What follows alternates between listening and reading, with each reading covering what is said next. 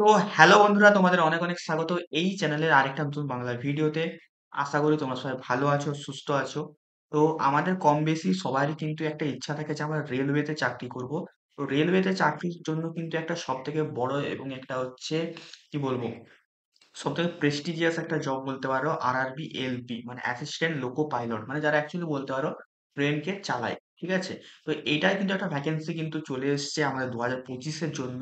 তো কারা কারা এলিজেবল আছো, কারা কারা এলিজেবল নয়, কত টাকা স্যালারি হতে চলেছে, কত ভ্যাকেন্সি আছে, এজ লিমিট কত, কোন কোন ডিপার্টমেন্টের ছেলেরা এখানে এলিজেবল আছে, সমস্ত জিনিসটাকে নিয়ে আজকের এই ভিডিওতে আমি কথা বলবো। তো ভিডিওটা কিন্তু প্রথম থেকে শেষ পর্যন্ত দেখতে থাকো। আর হচ্ছে যদি তোমাদের কোনো ডাউট থাকে আজকের এই ভিডিওটা রিলেটেড, তো অবশ্যই তোমরা কিন্তু সবাই কমেন্ট বক্সে আমাকে অবশ্যই জানাবে, ঠিক আছে। তো দেখো, রেলওয়ে রিক্রুটমেন্ট বোর্ড আমাদের, দেখতেই পাচ্ছ আরআরবি। তো এটা হচ্ছে আমাদের government of India ministry of রেলওয়ের আন্ডারে আসছে, ঠিক আছে। এটা নতুন করে আর কিছু বলার নেই, ঠিক আছে। তো রিক্রুটমেন্ট এখানে দিয়ে দিয়েছে 2025-এর জন্য, ঠিক আছে। তো 2025-এর জন্য assistant loco pilot, assistant loco pilot মানে এলপির জন্য তোমাদের কিন্তু ইন্ডিকেটিভ ভ্যাকেন্সি কিন্তু তোমাদের নোটিশ কিন্তু চলে এসছে। তো এখানে দেখে নেওয়া যাক আমাদের কি অ্যাকচুয়ালি বলতে চেয়েছে এখানে। তো দেখো, অ্যাসিস্ট্যান্ট লোকো পাইলট এটা হচ্ছে 7th সিপিসির আন্ডারে লেভেল 2 এর জব, ঠিক আছে। এখান থেকে ইনিশিয়াল পে আছে, সেটা আছে কিন্তু 19,900 টাকা, ঠিক আছে। এখানে অনেকেই ভাববে দাদা 19,900 টাকা, 19,900 টাকাটা বেসিক। এখানে সাথে ডিএ যোগ হবে, তোমার অ্যালাউন্স বাগেরা যোগ হয়ে কিন্তু একটু স্যালারিটা অনেকটা বেড়ে যাবে, ঠিক আছে। মেডিকেল ফিটনেস এখানে A1 ক্যাটাগরি দরকার হয়ে থাকে। এখানে তোমাদের এজ লিমিট যেটা চাই সেটা হচ্ছে 18 থেকে 30 বছর তোমাদের কিন্তু এজ লিমিট হতে হবে, ঠিক আছে। কিন্তু এখানে মনে রাখবে যারা এসসি আছে, এসটি আছে, তারা কিন্তু 5 বছরে, মানে যারা 35 বছর পর্যন্ত তারা কিন্তু এখানে তোমরা অ্যাপ্লাই করতে পারবে। এছাড়া যারা এখানে তোমাদের ওবিসি আছে, নন ক্রিমিলিয়ার, তারা কিন্তু এখানে 3 বছরের বয়সের ছাড় পেয়ে যাবে, ঠিক আছে। তো টোটাল তোমাদের কিন্তু 2025-এর জন্য ভ্যাকেন্সি বেরিয়েছে 9,900। এটা কিন্তু ভবিষ্যতে বাড়তেও পারে, যেমন কি 2024-এ বেড়েছিল, ঠিক আছে। তো এই হয়ে গেল আমাদের মোটা মোটা জিনিস, এটা আমাদের 2025-এর জন্য বেরিয়েছে। এবার তোমার একটা কোশ্চেন আসতে পারে, তারা এখানে ফর্ম ফিল আপ কবে থেকে শুরু হবে, বা হচ্ছে এক্সাম ডেট কবে আছে, ঠিক আছে। সেটাও ব্যাপারেও এখানে কিন্তু জানিয়ে দিয়েছে আমাদের আরবি। তো বেসিক্যালি তোমাদের দেখো, টেন্টেটিভ ওপেনিং হবে এখানে 10ই এপ্রিল, ঠিক আছে। তো 10ই এপ্রিল থেকে তোমাদের কিন্তু এখানে ফর্ম ফিল আপ শুরু হয়ে যাবে, এবং তোমাদের ফর্ম ফিল আপ চলবে হচ্ছে 9ই মে পর্যন্ত, ঠিক আছে। 9ই মে পর্যন্ত তোমাদের কিন্তু ফর্ম ফিল আপ এখানে চলবে, ঠিক আছে। আমার যতটা মনে হচ্ছে এই ডেটটা হচ্ছে আরো এগিয়ে যাবে, ঠিক আছে, একটু এগিয়ে যেতে পারে 1 মাসের মতো, যে যখন এক্সাম বাগেরা কিছু বাকি আছে, ঠিক আছে। মানে রেজাল্ট বাগেরা জয়েনিং এখনো বাকি আছে, তো 1 মাস এটা এগোতে পারে, ঠিক আছে। আরেকটা কথা বলে দিই, যারা ফাইনাল ইয়ারের স্টুডেন্ট আছে, তোমাদের যদি রেজাল্ট চলে আসে, মানে যবে তোমাদের এই ক্লোজিং ডেটের ডেটটা দেবে, ঠিক আছে, ফাইনাল ডেট, সেই ক্লোজিং ডেটের আগে যদি তোমাদের হচ্ছে রেজাল্ট চলে আসে অনলাইনে, তাহলে কিন্তু তোমরা কিন্তু এলিজিবল থাকবে, ঠিক আছে। এটাই হলো ব্যাপার। এবার আমি চলে আসছি যে তোমাদের আর আর যে মানে বেসিক যে জিনিসগুলো থেকে থাকে তোমাদের একটা রিক্রুটমেন্টে, সেই জিনিসগুলোর উপরে, ঠিক আছে। আমার কাছে আগের বছরের রিক্রুটমেন্টের ইয়েটা আছে, তো সেম সেম টু সেম হবে সব জিনিস, তো কোনো চেঞ্জেস হবে না। তোমাদের এক্সাম কিভাবে হবে, কত নাম্বারে কি থাকবে, সেই জিনিসগুলোর ব্যাপারে আমি কিন্তু জানিয়ে দেবো, ঠিক আছে। তো দেখো, সব থেকে যেটা মেন দরকার হচ্ছে আমাদের এই এক্সামে, সেটা হচ্ছে এর হচ্ছে মেডিকেল স্ট্যান্ডার্ড। তো মেডিকেল স্ট্যান্ডার্ড কিন্তু এখানে হচ্ছে A1 থাকবে, ঠিক আছে। A1 ক্যাটাগরি মেডিকেল স্ট্যান্ডার্ড থাকবে। তার মধ্যে দেখো ডিস্টেন্স, তোমার দেখো চোখে 6/6 দরকার, উইদাউট গ্লাস দরকার, কোনো গ্লাস যেমন থাকে, ঠিক আছে। এছাড়াও ফগিং টেস্ট হবে তোমাদের। নিয়ার ভিশন তোমাদের এখানে 0.6, উইদাউট গ্লাস তোমাদের দরকার। আর এখানে কিন্তু হচ্ছে কালার ভিশন টেস্ট হবে, বাইনাকুলার ভিশন টেস্ট হবে, ফিল্ড অফ ভিশন টেস্ট হবে, নাইট ভিশন হবে, মেসোপিক ভিশন হবে। এইসব এতগুলো তোমাদের টেস্ট হবে, কিন্তু এগুলো তোমাদের এক্সামের পরে, ঠিক আছে। এবারে আসছে সিলেকশন প্রসিডিওর, ঠিক আছে। সিলেকশন প্রসিডিওরের মধ্যে আমি আসছি এবারে। তো দেখো, সিলেকশন প্রসিডিওরটা তোমাদের কি আছে, দেখো সিলেকশন প্রসিডিওরটা কিন্তু আমাদের দুভাগে ভাগ আছে, ঠিক আছে। কভাগে দুভাগে কিন্তু ভাগ আছে। আচ্ছা, তার আগে বলে দিই, এখানে তোমার যে ফর্ম ফিল আপের যে টাকাটা লাগবে সেটা একটু দেখে নাও, ঠিক আছে, কিন্তু এটা কিন্তু ইম্পর্টেন্ট। তো দেখো, ফর অল ক্যান্ডিডেট এখানে বলে দিয়েছে, যারা জেনারেল ক্যান্ডিডেট আছো, ঠিক আছে, জেনারেল ক্যান্ডিডেট, এবং তোমাদের কিন্তু এখানে যারা except category mention below S1, আচ্ছা এখানে দেখে নাও একটা জিনিস, ঠিক আছে। এখানে যেসব ক্যাটাগরিগুলোকে মেনশন করেনি, মানে SC, ST, ex serviceman, female, যত ফিমেল আছে, জেনারেল হোক, ওবিসি হোক, transgender, minority, economical backward class, persons candidate, EBC, এগুলো তাদের কিন্তু সবারই কিন্তু এখানে 250 টাকা কিন্তু তোমাদের কিন্তু এখানে ফর্ম ফিল আপ, 250 টাকা। আবার এই 250 টাকাটা তোমরা যদি ফার্স্ট স্টেজ অফ সিবিটি, মানে প্রথমবার যে এক্সামটা হবে, সেই এক্সামে তোমরা যদি এক্সাম দিতে যাও, তোমাদের কিন্তু 250 টাকাটা কিন্তু তোমাদের ব্যাংক অ্যাকাউন্টে ব্যাক দিয়ে দেওয়া হবে, ঠিক আছে। আর যারা হচ্ছে এই ক্যাটেগরির মধ্যে পড়ছো না, মানে যারা জেনারেল ছেলে জেনারেল আছো, ঠিক আছে? তাদের কিন্তু তোমাদের কিন্তু এখানে রাখবে ৫০০ টাকা। কত টাকা লাগবে? ৫০০ টাকা কিন্তু এখানে লাগবে। মানে জেনারেল এবং যারা হচ্ছে ওবিসি এনসিএল আছো বা ওবিসি ক্যান্ডিডেট আছো, তোমাদের কিন্তু সবার কিন্তু এখানে ৫০০ টাকা লাগবে। তোমরা যখন ফার্স্ট স্টেজ অফ সিবিটিটা দেবে, তোমাদের কিন্তু ৪০০ টাকা তোমাদেরকে ব্যাক দিয়ে দেওয়া হবে। ঠিক আছে? ক্লিয়ার? এটা আশা করি সবাইকার ক্লিয়ার হয়ে গেছে। তো এইবারে তোমাদের যেটা আমার হচ্ছে বলার আছে, সেটা আছে তোমাদের সিলেকশন প্রসিডিউর। তো দেখো এই যে সিলেকশন প্রসিডিউর। তো সিলেকশন প্রসিডিউরটা আমাদেরকে কিন্তু এখানে খুব ভালো করে দেখতে হবে, কারণ তোমরা যদি এখন থেকে প্রিপারেশনটা স্টার্ট করে দাও, তোমরা অবশ্যই কিন্তু ভালো মার্কস করতে পারবে। তো দেখো সিলেকশন প্রসিডিউরটা কি আছে। তো রিক্রুটমেন্ট প্রসেস দেখো দিয়ে দিয়েছে। ঠিক আছে? তো রিক্রুটমেন্ট প্রসেসে দেখো প্রথমে তোমাদের হবে ফার্স্ট স্টেজ অফ সিবিটি হবে। মানে প্রথমে একটা হচ্ছে সিবিটি এক্সাম হবে, যেটা কিনা তোমাদের হচ্ছে স্ক্রিনিং টেস্ট হবে। মানে এখানে যারা কোয়ালিফাই করবে তারাই কিন্তু সেকেন্ড স্টেজ অফ সিবিটি 2 সেটা কিন্তু তোমরা অ্যাপিয়ার করতে পারো। মানে প্রথমে তোমাদেরকে সিবিটি 1 ক্লিয়ার করতে হবে। তারপরেই কিন্তু তোমরা কিন্তু সিবিটি 2 এ কিন্তু বসতে পারবে। তো সিবিটি 2 ক্লিয়ার হওয়ার পর তোমাদের কিন্তু এখানে কম্পিউটার বেস টেস্ট হবে, অ্যাপটিটিউড টেস্ট। ঠিক আছে? তারপর তোমাদের কিন্তু ডকুমেন্ট ভেরিফিকেশন হবে, তারপর তোমাদের মেডিকেল এক্সামিনেশন হবে, তারপর তোমাদের কিন্তু ফাইনাল জয়েনিং কিন্তু হবে। ঠিক আছে? এবারে আসছি ফার্স্ট স্টেজ অফ সিবিটি। এখানে তোমাদের কি ধরনের কোশ্চেন থাকবে, কত মিনিটের মানে এক্সামটা হবে, ঠিক আছে? তোমাদের হচ্ছে নেগেটিভ মার্কিং থাকবে কিনা, সেই জিনিসগুলোর ব্যাপারে আমরা বলবো। তো দেখো এখানে বলেই দিয়েছে CBT 1 will only screening exam for shortlisting eligible candidate. মানে তোমাদের শুধুমাত্র সিবিটি 1 টা স্ক্রিনিং এক্সাম হবে।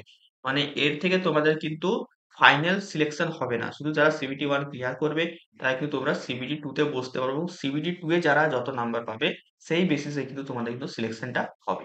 কিন্তু সিবিটি 1 টা মোস্ট ইম্পর্টেন্ট, কারণ এখানে তোমরা যদি সিলেকশন মানে নিতে পারো তাহলে অবশ্যই তোমরা সিবিটি 2 এ বসতেই পারবে না। ঠিক আছে? তো দেখো তোমাদের সিবিটি ওয়ানে যে ডিউরেশনটা হবে সেটা হবে 60 মিনিট। ঠিক আছে? 60 মিনিটের ডিউরেশন। 75টা কোশ্চেন থাকবে, 75। এবং এখানে ম্যাক্সিমাম মার্কস মানে প্রতিটা নাম্বার এক এক মানে 75টা কোশ্চেন, প্রতিটা নাম্বার 1 নাম্বার করে থাকবে। তো তোমাদের টোটাল নাম্বার হচ্ছে 75। ঠিক আছে? 1 মার্ক পার কোশ্চেন।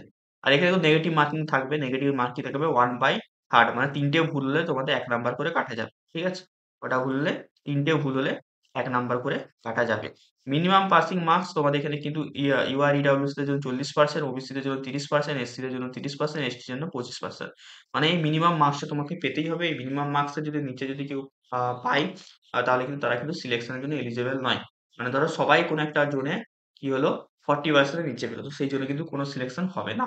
তো মিনিমাম তোমাকে 40% পেতে হবে, ম্যাক্সিমাম তোমার কাট অফ এর উপর ডিপেন্ড করবে। ঠিক আছে? তো তোমাকে এটা অবশ্যই পেরোতে হবে। তো এই হয়ে গেল ব্যাপার। এবার আসছে সিলেবাস। সিবিটি 1 এর সিলেবাস কি আছে? তো সিবিটি 1 এর সিলেবাস দেখে নাও। প্রথমে আছে আমাদের ম্যাথ আসবে। ঠিক আছে? ম্যাথমেটিক্স মানে এখানে তোমাদের পুরো একদম অ্যাপটিটিউড পার্টটা আসবে, এবং তোমাদের অ্যাডভান্স ম্যাথমেটিক্স আসবে। অ্যাডভান্স এর মধ্যে অ্যালজেব্রা থাকবে, জিওমেট্রি থাকবে, ট্রাইগোনোমেট্রি থাকবে, এলিমেন্টারি স্ট্যাটিস্টিক্স থাকবে, এগুলো তোমাদের থাকবে। ঠিক আছে? আর কি থাকবে? মেন্টাল অ্যাবিলিটি, মানে তোমাদের এখানে কিন্তু রিজনিং থাকবে। ঠিক আছে? রিজনিং, ম্যাথমেটিক্স তোমাদের কিন্তু এখানে থাকবে। নেক্সট তোমাদের দেখে নাও এখানে সিবিটি 1 এর মধ্যে কি থাকবে। তো দেখো সিবিটি 1 এর মধ্যে আর কি থাকবে? জেনারেল সায়েন্স থাকবে। জেনারেল সায়েন্স মানে তোমাদের 10th স্ট্যান্ডার্ড মানে মাধ্যমিক পর্যন্ত তোমাদের ফিজিক্স এবং কেমিস্ট্রি এবং লাইফ সায়েন্স, এই তিনটে মানে physics, chemistry, life science 10th standard পর্যন্ত তোমাদের কিন্তু জেনারেল সায়েন্স কিন্তু থাকবে। আর কি থাকবে? General awareness. জেনারেল অ্যাওয়ারনেস এর মধ্যে কি? Current affairs, science and technology, sports, culture, personality, economics, politics and other subjective importance, এই জিনিসগুলো তোমাদের কিন্তু থাকবে। এছাড়া কি? Second stage of CBT. তো দেখো এটা হয়ে গেল ফার্স্ট সিবিটি 1 এর কিন্তু তোমাদের সিলেবাস। তো এই সিবিটি 1 তোমরা যখন কোয়ালিফাই করবে, তখন তোমরা কিন্তু এই সিবিটি 2 তে কিন্তু বসার সুযোগ পাবে। এবং এই সিবিটি 2 এ যারা যত নাম্বার পাবে তার উপরে কিন্তু এখানে তোমাদের পুরোপুরি নির্ভর করবে তোমাদের সিলেকশন হবে কি হবে না। ঠিক আছে? তো দেখো short listing of candidate CBT 2 shall be done by RRB wise, community wise as per normalization mark of CBT. আচ্ছা, ওকে। তো সিবিটি 1 এ তারাই বুঝতে পারবে যারা সিবিটি 1 এ সিলেকশন হবে, এটা এখানে বলতে চেয়েছে। ঠিক আছে? চলো এবারে দেখে নেওয়া যাক এখানে তোমাদের সিলেকশনটা কিভাবে। তো দেখো সিবিটি টু, সিবিটি টু এ দেখো এখানে কি কি থাকবে। সিবিটি টু এখানে কিন্তু shall be compromise two part, মানে সিবিটি টু আমাদের দুভাগে নেওয়া হবে, part one, sorry part A, part B. তো এখানে পার্ট এ তে কি থাকবে? 90 মিনিটে থাকবে, 100টা কোশ্চেন থাকবে। আর পার্ট বি তে কি থাকবে? 60 মিনিটে থাকবে, 75 কোশ্চেন থাকবে। ঠিক আছে? নেগেটিভ মার্কিং কি থাকবে? 1/3 negative marking, same to same. ঠিক আছে? মিনিমাম পাসিং পার্সেন্টেজ এটাও সেম টু সেম থাকবে। ঠিক আছে? তো দেখো এবারে syllabus of part A. Part এর দেখো সিলেবাসটা কি থাকবে? পার্ট এর সিলেবাস হবে ম্যাথমেটিক্স, জেনারেল ইন্টেলিজেন্স এর reasoning, basic science and engineering. এটা থাকবে তোমাদের হচ্ছে পার্ট এর কিন্তু এখানে সিলেবাস। ঠিক আছে? কিসে থাকবে? পার্ট এর সিলেবাস মানে তোমাদের 100টা কোশ্চেন জিজ্ঞেস করা হবে ম্যাথমেটিক্স, রিজনিং আর বেসিক সায়েন্স এন্ড ইঞ্জিনিয়ারিং থেকে। এবং তোমাদের সিলেবাস বি তে কি থাকবে? সিলেবাস বি তে দেখে নাও। সিলেবাস বি তে কি থাকবে? Part B is only qualifying test in nature and shall have question from various trade syllabus as prescribed direction generally from training DGT। ঠিক আছে? মানে এখানে বলতে চাইছে পার্ট বি তে তোমাদেরকে কিন্তু শুধু কোয়ালিফাইং করতে হবে। ঠিক আছে? এর কিন্তু কোনো মেরিটের সাথে কিন্তু কোনো ইয়ে নেই। তো কোয়ালিফাইং পার্সেন্টেজ কত আছে? তোমাকে 35% এখানে পেতে হবে। ঠিক আছে? তো এখানে বেসিক্যালি তোমাদের যেই ডিপার্টমেন্ট থেকে পাস করেছো সেই ডিপার্টমেন্টের কিন্তু থাকবে। মানে সাপোজ কেউ ইলেকট্রিক্যাল থেকে ফর্ম করেছো, সেই কিন্তু এখানে ইলেকট্রিক্যালের কোশ্চেন কিন্তু পাবে। ঠিক আছে?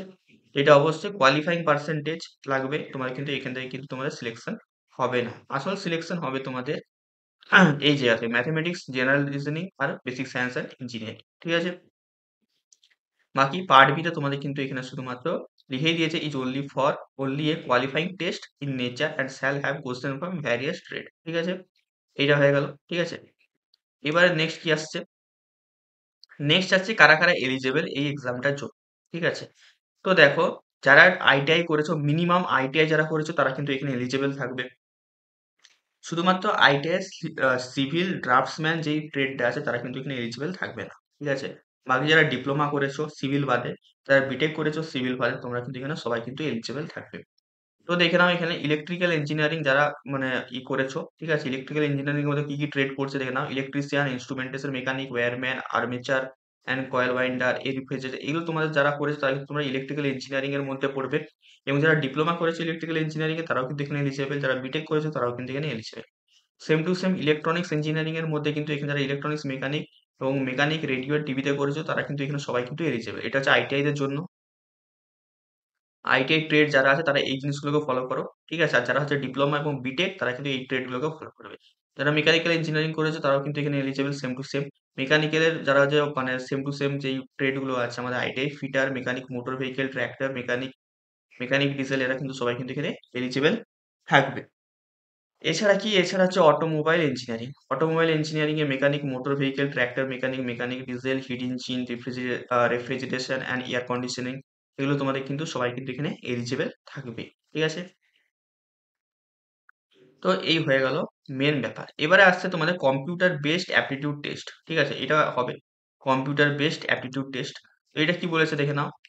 Candidate equal to 8 times the number of ALP vacancies for each notified community category.